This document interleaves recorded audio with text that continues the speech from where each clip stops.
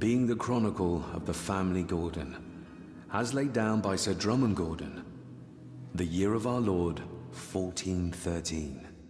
Local legend speaks of this particular glen as being inhabited from time immemorial. Enigmatic, elaborately carved Pictish stones stand as timeless evidence of this. As for the locals, they appear prideful of the counsel they delight in giving to visitors. Traveler, beware. The Celtic peoples arrived in this place like a great beast, bringing with them the bloodlines that would eventually spawn the Gordon clan.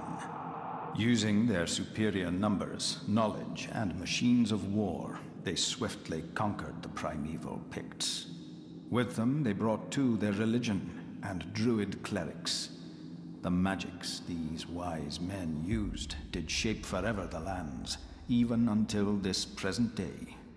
It is said that the sempiternal burden our family carries rose at that time. 'Tis well recorded how the Empire of Rome did fail to tame the wayward Scots, that they did even raise a barrier to protect their mighty empire. What is seldom told is the truth behind their defeat. Our ancestors drew upon ancient powers to aid their victory, powers not easily fathomed by the fragile human mind. This aid did come at the greatest of costs, a debt as yet unsettled, a price we will continue to pay until the last Gordon passes to dust. For the centuries, we Gordons made the land our own.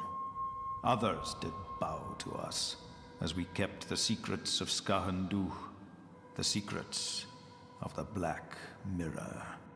Even as tragedy and madness did fester in our foundations, we held fast and steered the land through vile English attack and worse. In time, the Gordons and the land became one.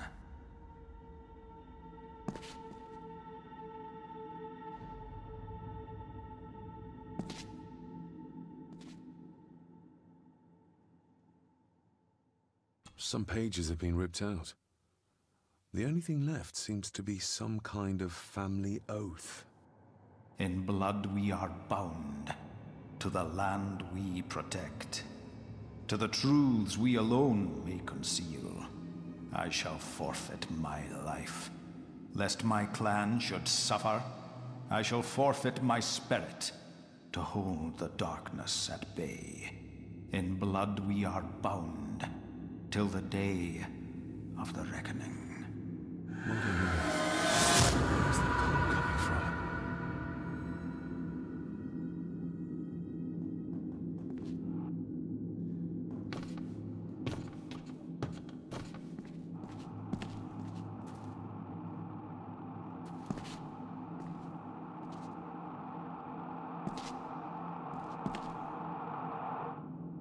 Is this what madness feels like? It can't be real.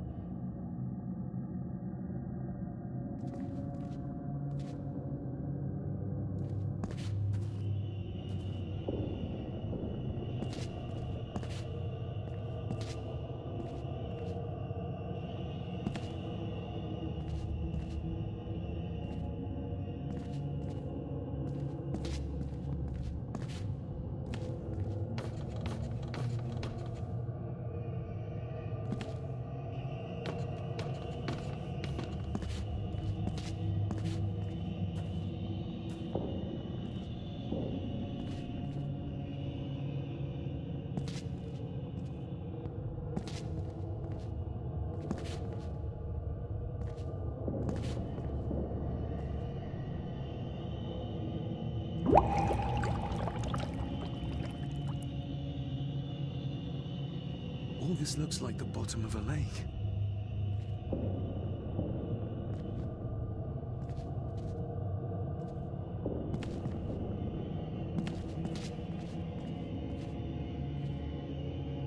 What are you trying to show me?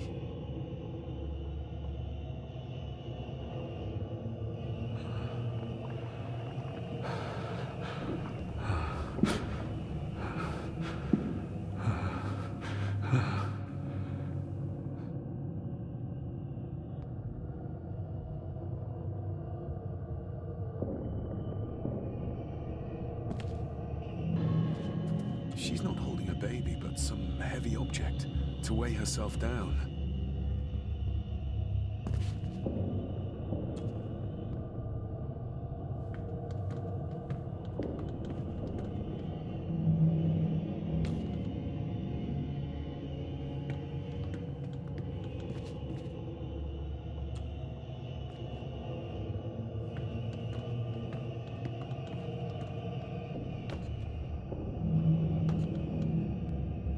There's a fresh wound across her stomach.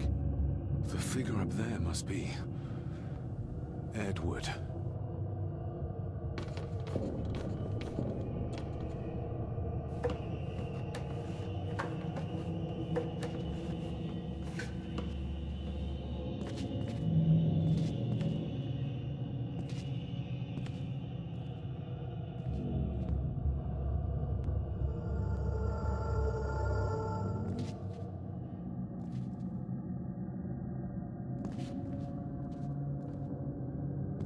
A note.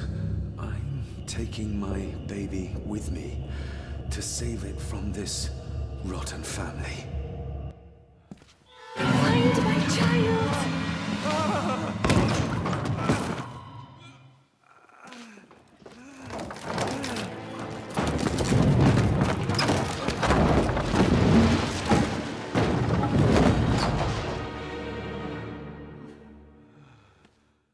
Are you all right?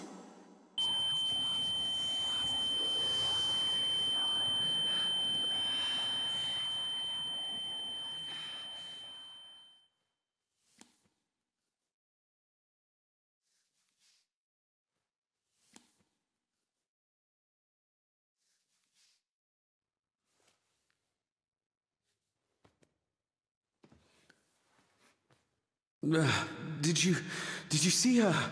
She drowned. Calm down, you're in shock. What were you doing clambering about in here? If I told you, you'd think me mad. Odd. That is just what your father said to me. What? Who are you? My name is Dr. Leah Farber. I treated your father at the asylum. The asylum? Let's get you back to the castle and make sure you are all right.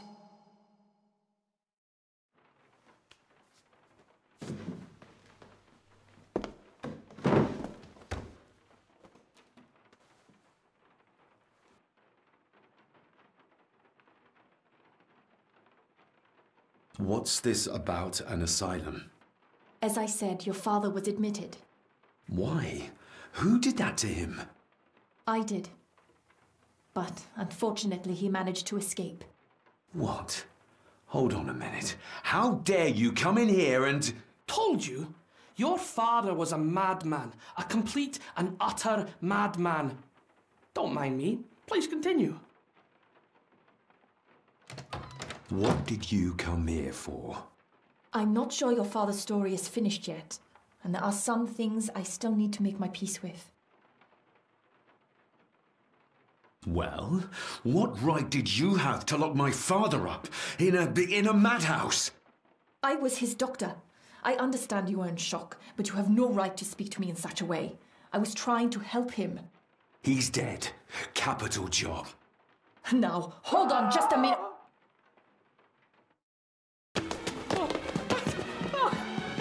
Oh, Jesus! Oh, no! No!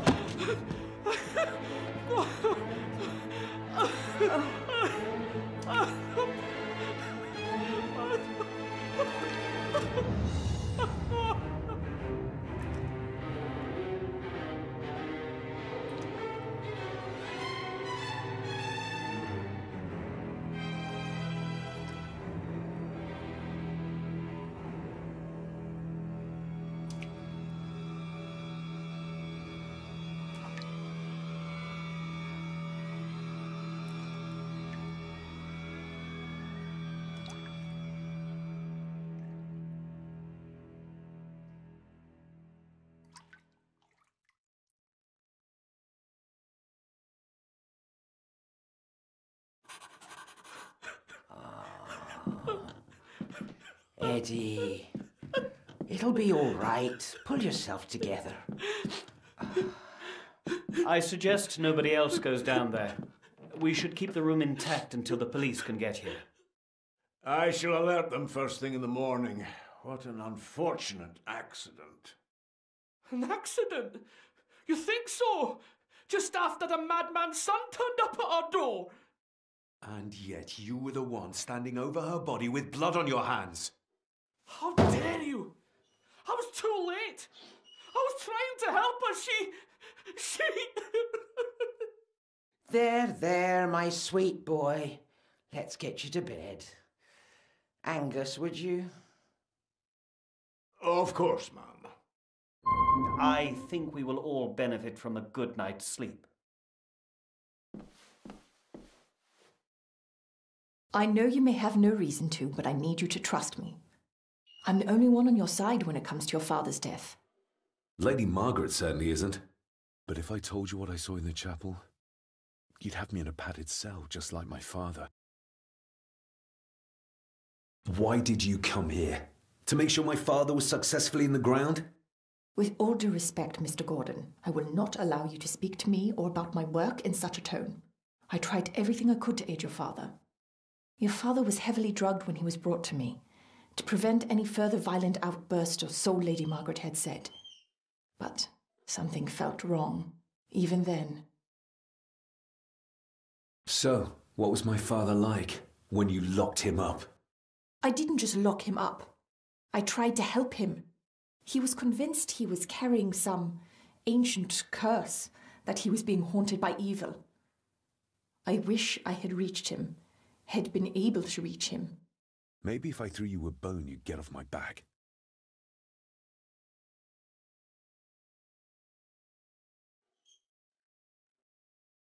Father was obsessed with the history of the family for as long as I can remember. Did your father actually believe his family was out to get him? Who knows? I think what scared him was beyond the physical. He used to babble about a dark force threatening him and our family. Was that why he moved you to India? To get as far away as possible? I believe so. And yet, here you are, in the very place he sought to protect you from. Who knows? Maybe there is an ancient evil in this place. An evil that drags us back no matter how far away we get. Even from the other side of the world. And what do you think? Was your father right? Are there things beyond the physical?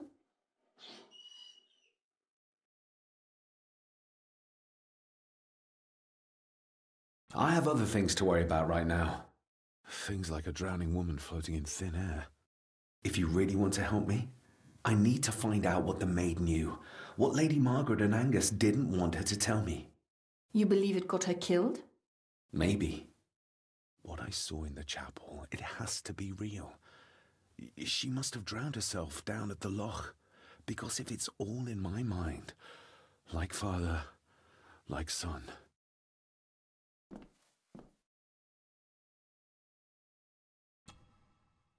We need to examine the maid's body in the cellar. To find out who killed her? To be sure she was murdered before we start pointing fingers. Angus will have the key. Unless we can find another way in.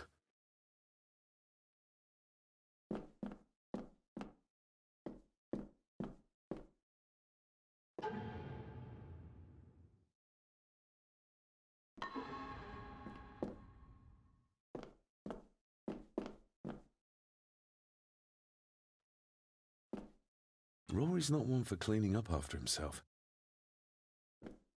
We need to examine the maid's body in the cellar. To find out who killed her? To be sure she was murdered before we start pointing fingers. Angus will have the key. Unless we can find another way in.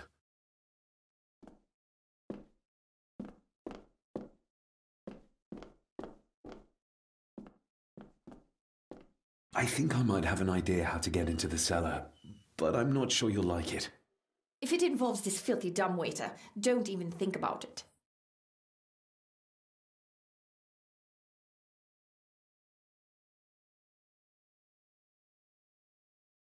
You said you'd help me, so help me. On my terms. True, that wouldn't be very ladylike. You might want to consider what I do for a living before trying to taunt me this cheaply. I can't fit in there, and I see no other way into the cellar. You're asking me to put a lot of trust in you, given the circumstances.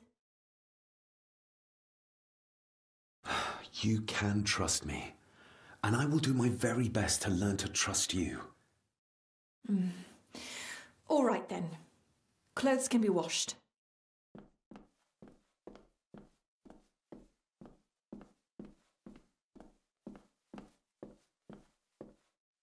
Lovely.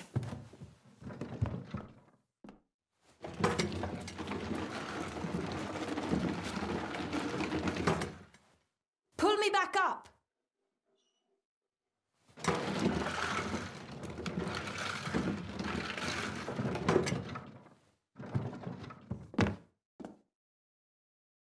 I need something to open the doors from the inside once I'm down there.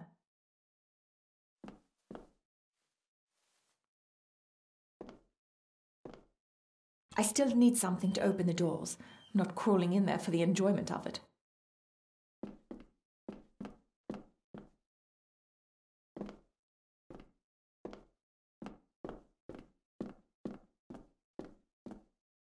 This should do it.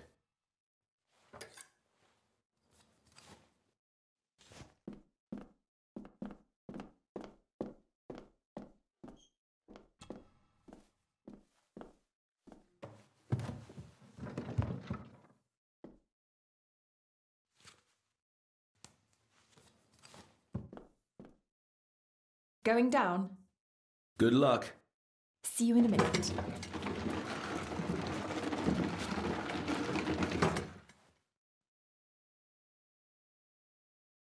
Dr. Farber. Is everything all right?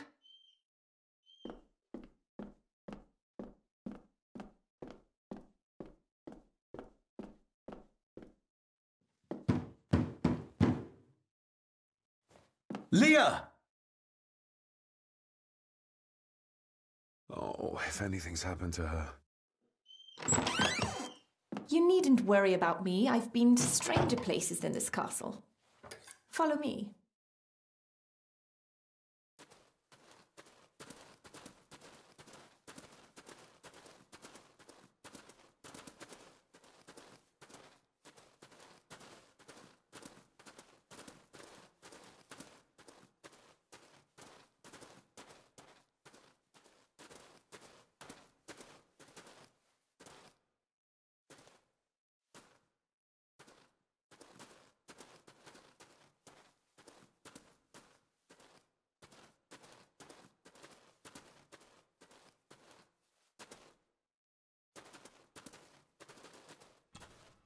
Her neck's been broken, and with some considerable force, it seems. Her necklace looks like gold, albeit a plain design, and it's missing any form of pendant. Still, well beyond a maid's salary. It... Yep. Little dough. Not exactly the usual way to address the staff. Where's that sudden draft coming from?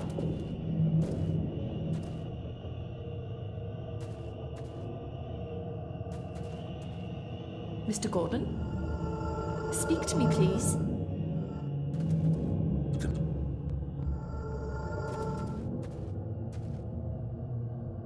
David, can you hear me?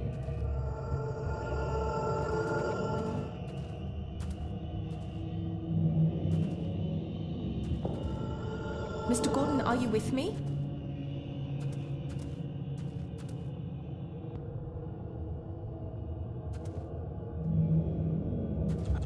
We're all here, sir. All down in the dark. Something's coming. The attic, sir. She's in the attic. What just happened? You look like you were in some kind of trance. Perhaps the lack of sleep is affecting me. All the visions that you'd think me insane if I described them to you. You need to learn to trust me. I am on your side, remember? So you say, but I remember you locked my father up too. A tiger can't change its stripes.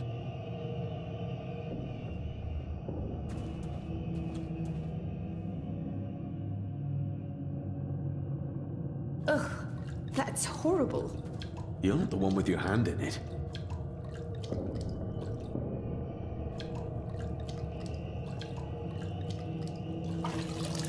French. I don't speak French. I do. It says for Clara, forever yours. Who's Clara? I don't know. Yet another relative, perhaps? We should ask someone who's been around here for longer. How did you know it was there? The pendant, I mean. If I told you, you wouldn't believe me. A hunch. Eddie gave this to her. We should ask him to his face just what his relationship was with her. This isn't another ghost story, is it? Look, you wouldn't understand. I can't... What I do understand is that we could not accuse a man of murder without proof. The scene really did rip when she tried to get away from him. They seem to be a house full of carnivals.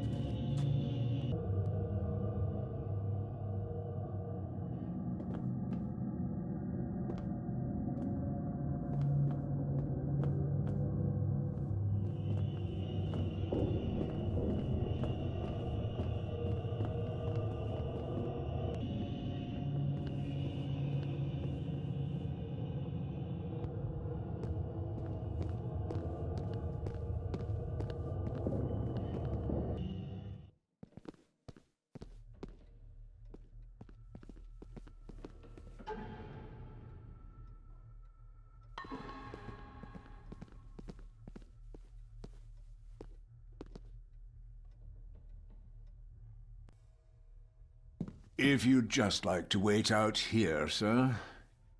I need to speak with Eddie. The young master and her ladyship are otherwise detained.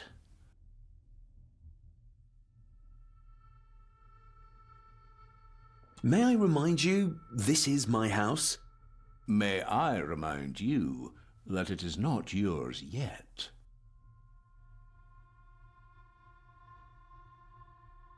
Might as well try moving a mountain out of the way. Fair enough.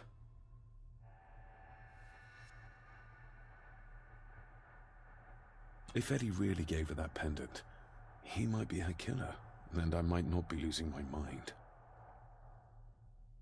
There's no doubt about his loyalty, nor with whom it lies. Mr. McKinnon, who is Clara? The lady, Clara, young Eddie's late mother. A box with some of her belongings are kept in the library, as Master Eddie feels himself more a Gordon than a Mallory. Nobody in this house is particularly chatty, not even when I have an actual question for them. Maybe once I find out what really happened to Father here, I can finally talk to my family and staff about some lighter topics. There's no doubt about his loyalty.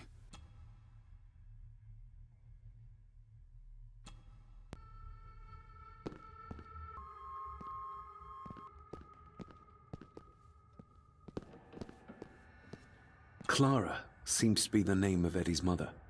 It's hardly an uncommon name. We need more proof for a grave accusation like this.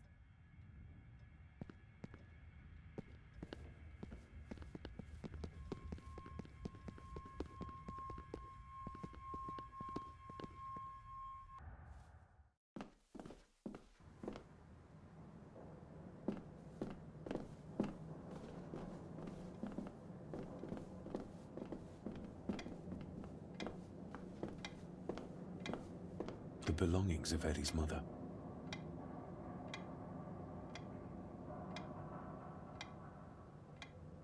Thank you for your last letter. My heart soars with every word of yours I read.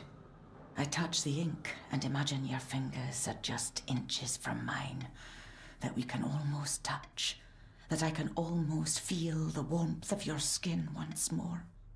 Young Edward grows more like his father each day. You'd be amazed how he shares your looks. I long for the day that this terrible war is ended and you return home to us so we can be a family once more. I shall write to you again soon. Know that until then you are always in our hearts. Your loving wife, Clara. The date. She was writing this when the death notice arrived. Oh, the poor woman. Recognize that? The necklace. Is that... A young Eddie and his mother, Clara.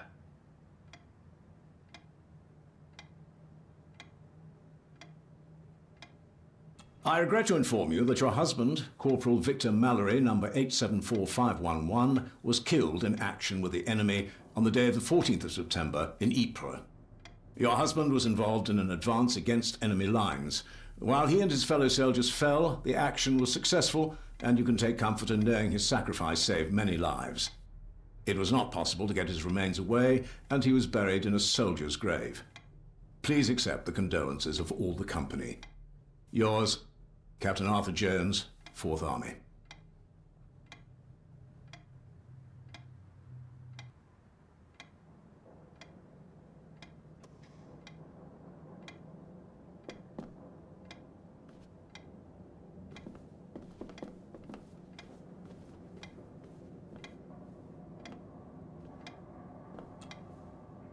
You see? The necklace was his mother's. He gave it to the maid. The maid! You're right. We need to speak to him about this.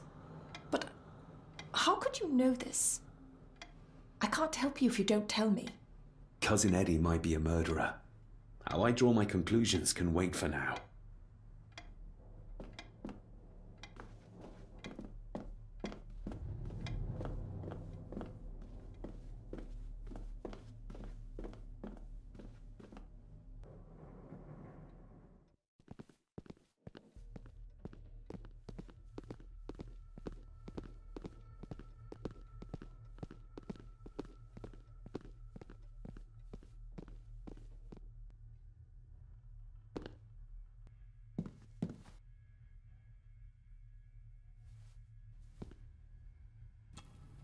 Eddie, I need to ask you about the maid. About Ailsa. You didn't know her! I know that you and her were... That is to say, I know you had feelings for her. What? That's poppycock! You're as deranged as your father was! David, really? You go too far with this behavior. The police will be here soon. Would you not prefer to clear this up before they get here in case they link Eddie with the crime? Now look here, young lady. How dare you speak?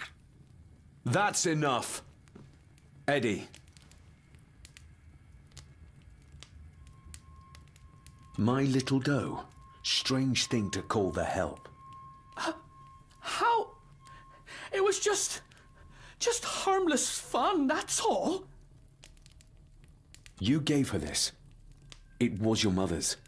I did. It was. Eddie! I was just trying to cheer her up. She has nothing, and I had no need of it. You know she sends... You know she sent most of her money home to her grandmother. Her clothing was ripped, as if someone was trying to force themselves upon her. I would never have hurt her. You're a worthless liar. You think she thought being pressed against a dead animal was harmless fun? How do you know? It's true. Ailsa and I would never have laid a finger on her. We were in love. I helped her with everything, even with her chores. Rose, That's quite enough. Eddie, you are obviously upset. And you are not helping, David. Angus, will you please take the young master upstairs? As you say, Mom.